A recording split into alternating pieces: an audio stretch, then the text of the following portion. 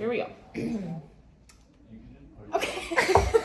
Okay. Hi everyone, we're Group 1. My name is Anna. I'm Jennifer. I'm Rebecca. I'm Mariana. I'm Tessa.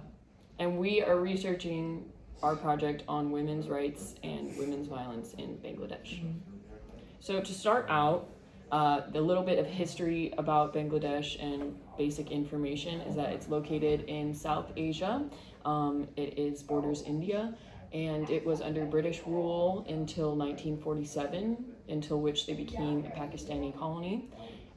They're a monsoon and warmer climate, and the economy is heavily dependent on agriculture. Half of the people of Bangladesh work in the agriculture industry, and that also causes an off season of when the agriculture is not fruitful, so that that leads to a lot of low income and economic issues for the country, since there's not a constant source of income.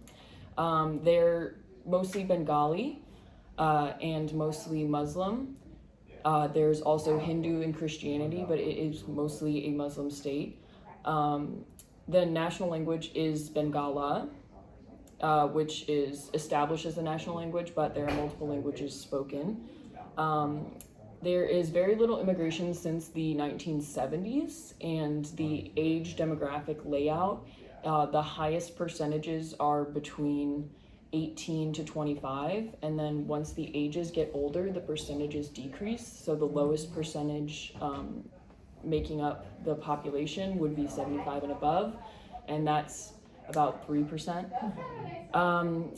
As far as their laws, they had martial law, and then they switched to parliamentary. So there's a president, and then there's also a prime minister. As far as women go, there was a colonial period in which women did not have political participation, inheritance rights, healthcare, but there was a small group of women who pushed for progressive reform. And then the Uniform Civil Code was introduced in 1988 to reduce gender bias discrimination, and it reserves 33% of their committee for women and pushes for women's representation in parliament. So, what does women's rights look like today? They look at Bangladesh is under the observation of Sharia law, so there is a lot of politics involved in the treatment of women, so the government, and it also has to do a lot with societal influence.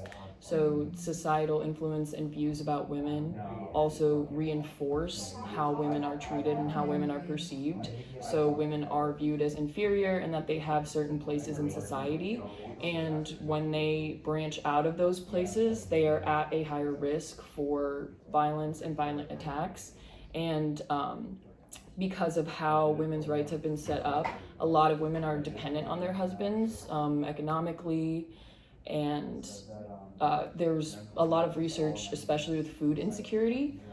When there's food insecurity in the household, there's also an increase in domestic abuse, and so when women are indebted to their husbands because of this system that was created and is reinforced, it's harder for them to branch out, and then when they do branch out, they're at a higher risk of being violently attacked. I think there's also a social norm for families to not necessarily educate the younger girls when they're living in like the more rural suburbs of Bangladesh, because then the girls, like, they are easier to marry off young.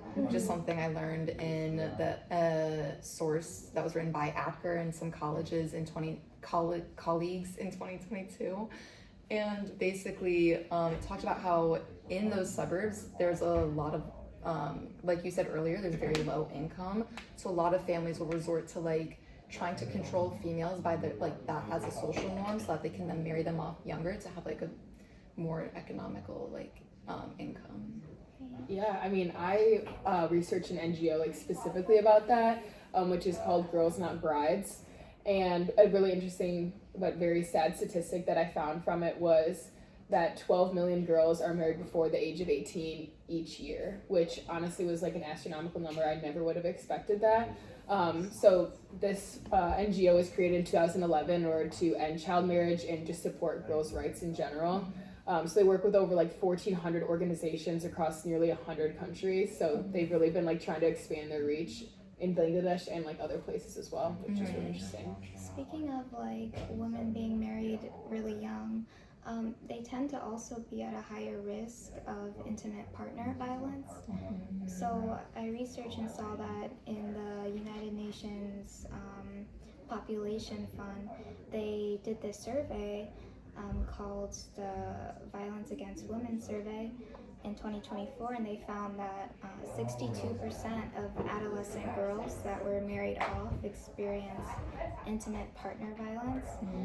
And some of the other statistics that they found were, I think a lot of people don't realize how big of an issue it is in Bangladesh for many women to experience this kind of violence with their husbands. So speaking of which, 49% of women have experienced IPV in the past 12 months.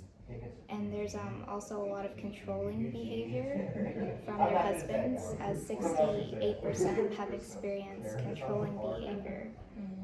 Something else I read from the UN funded a study for like child abuse and neglect in Bangladesh, led by Afrin and Zainuddin in 2021, right after the COVID-19 pandemic.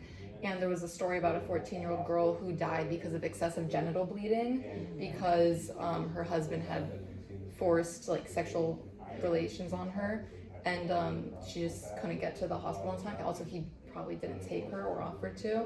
But there was a lot of statistics about that. In June of 2020, after the shutdown in March of 2020, there was a 272% increase of child marriages in that from March to June since the shutdown. And then I think an NGO called BRAC, B-R-A-C, stopped like 460 in one city alone. I can't remember the name of the city, but yeah, BRAC was an NGO that helped enforce more of the laws that were started to come up. Can you tell me more about BRAC? Yeah, actually, I feel like this was the one organization that I truly like heard about before we started this project, just because of like the global reach and impact that they've had. They've been around since 1972, a lot earlier than a lot of the other sources I was looking at. And their main goal is to just work to fight poverty and inequality across Africa and Asia. So they have like a specific section just about Bangladesh as well. But overall, globally, they're training over 60,000 staff members and making thousands of their offices just more inclusive for women overall. And they share like a lot of different impact stories, which I think is super beneficial for us, like in the position that we're in. It's so different. We are across the world, and I feel like sometimes we feel that distance. So it makes this situation seem more personal and like the issue feel closer to us. Yeah, it's really hard to like conceptualize what people are going through when like we're not facing it every day. Yeah, definitely. I think it was really also interesting the different ways that, I'm just gonna have to scream over them, the different ways that men controlled women within this regard. Like there was the economic, which I had talked about, but one of them that was really surprising to me was the education. So there was a clear and direct correlation between level of education and intimate partner violence. Women who are lower educated or did not complete as much education, that is a way to control women from their male partners. So it's the women who have lower education have higher rates of intimate partner violence. So I thought that was interesting as a way to control them. Yeah, definitely. And I think that also then like the difference in education that women are receiving then ties into like unemployment and the different things that And codependency. yeah, and the codependency that we were talking about earlier, where they feel like, you know, inferior to, you know, like their husbands or you know, people in their lives. And I was actually looking at a blog from the World Bank that uses different gender data and statistics to kind of break down these economic struggles. And it was saying that unemployment rates between women and men are just absolutely insane in Bangladesh. So women are less likely to participate in the labor force, with percentages of 42.5% versus 81.3%, which is humongous Big difference. disparity, Yes. yeah. I also think though that under Sharia law that could be considered like a social norm or like a cultural norm, which is kind of unfortunate. Definitely. I mean, they are like, you know, they want them to stay at home and take care of, like, you know, the kids and all that kind of stuff, so they're not really given the same opportunities. For Yeah. sure. Jennifer, what do you think? Well, I mean, the things that I research, like, I feel like, yes, there is, like, gender inequality, but I feel like it has been improving in recent years. Yeah. Like, for instance, like, the poverty rate, I mean, it dropped from 41.5% to 18.6% between Wow, Good. that is really 2006 good. and 2022. And then, like, the prime minister had, like, declared that gender equality and women's empowerment was like one of the 10 priority areas that they wanted to focus on, and like they had generated like a plan called the fifth year plan, Mm-hmm. the eighth 5-year plan. I'm sorry, just to promote women's empowerment, and they like focused on. Sorry. That's okay. They focused on like increasing women's human capabilities Yeah. and like economic participation and enhancing women's voice. Yeah. I read another article about that. It was about in 2022 the parliament started to enforce or try to spread awareness about laws that were previously made about like protecting girls' rights, specifically like again relating to child marriages. But one thing that they were trying to do is spread like the social awareness, because like even with legal reform, if there's no social or like cultural change, it doesn't matter because people will still marry off their daughters illegally. So I think it's interesting because like even though all these laws do exist to protect women, up until like recently, none of them were really being followed. But it sounds like there's been a lot of improvement in the past year or so, 2 years. Yeah. Speaking Go ahead. of, speaking of which, with all of this discussion about like restrictions on women's day-to-day lives, it reminded me of this story of a woman named Romella Islam, and growing up, she wanted to be a driver. She always dreamed of driving, but after high school, she was married off, and her husband was very abusive, and he punched her so hard that she lost her child that she was pregnant with, and then her brother decided to step in and send her to a women's shelter. And so she was able to escape this marriage, and when she was able to do that, one quote that she said was that other people always told me how to dress, where to live, just how to live my life, but now I realize that a lot of these choices, I have the opportunity to have them in my hands.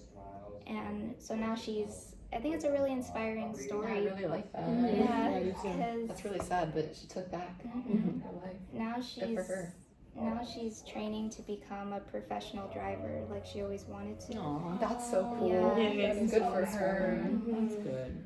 Well, I think that, like all things considered, in Bangladesh, if there, like even though there's becoming there's more and more legal reform, they still need more social and like cultural change for women's rights to really be a protected thing. Yeah. Because like you look at their constitution, they have in their constitution. When I was doing my research, they have 2 parts of the constitution. One has to do with social justice and healthcare and the economy, like economic equality, and then one of them has to do with freedom. So they have like the different freedoms of expressions. So the freedom of expressions are able to be judicially resolved or reviewed. However, the social justice ones are not.